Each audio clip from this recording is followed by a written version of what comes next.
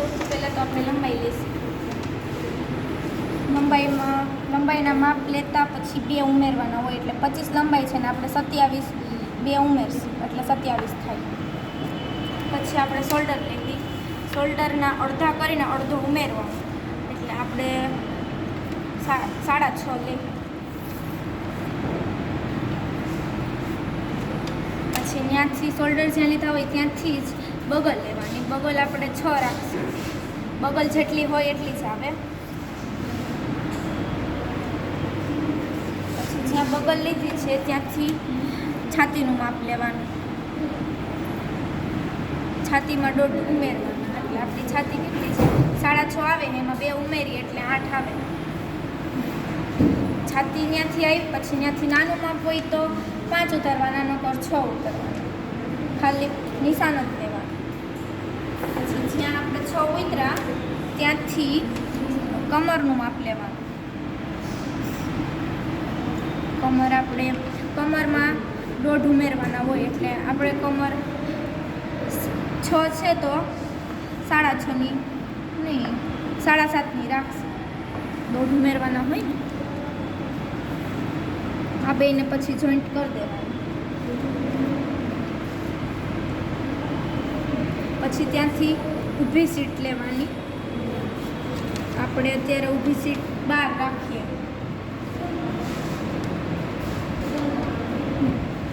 પછી ત્યાંથી આડી સીટ લેવાની. આડી સીટ આપણે 8 આવે કે એમાં આડી સીટમાં 1 ઉમેરવાનો હોય તો આપણે અડધો ઉમેરવાનો, એટલે 8.5 રાખીએ.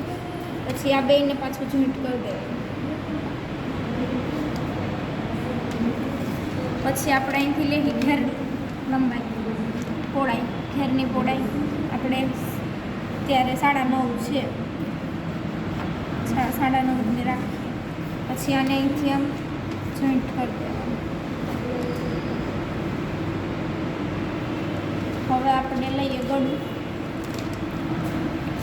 અહીંથી બાઈનો શેપ આપી દેવાનું.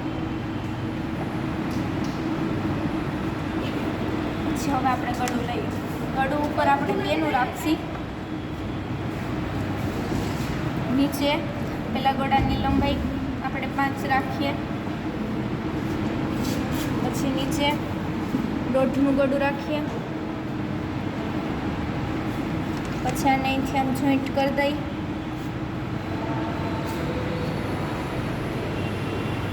પછી 2 બાજુ સરખું ગળું હોય તો ખાલી આગળનું ગળું લઈ તો આવી જાય, નકર પાછળ નાના મોટું હોય તો પાછળનું ગળું પાછળ દોરવું પડે. પછી અહીંથી ત્રાસ આપી દેવાનું. શોલ્ડરમાંથી ત્રાસ આપી દેવાનું. આપણી કુર્તી થઈ ગઈ તૈયાર. બગલમાં 2 શેપ આવે.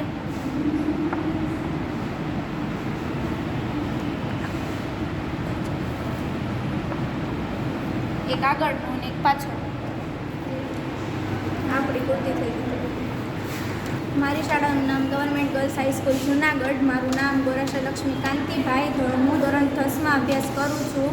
મારો વોકેશનલ વિષય એપ્રેલમેન્ટ એપ્સ એન્ડ હોમ ફર્નિશિંગ. એકમ 1 બેબી ફ્રોક બનાવો.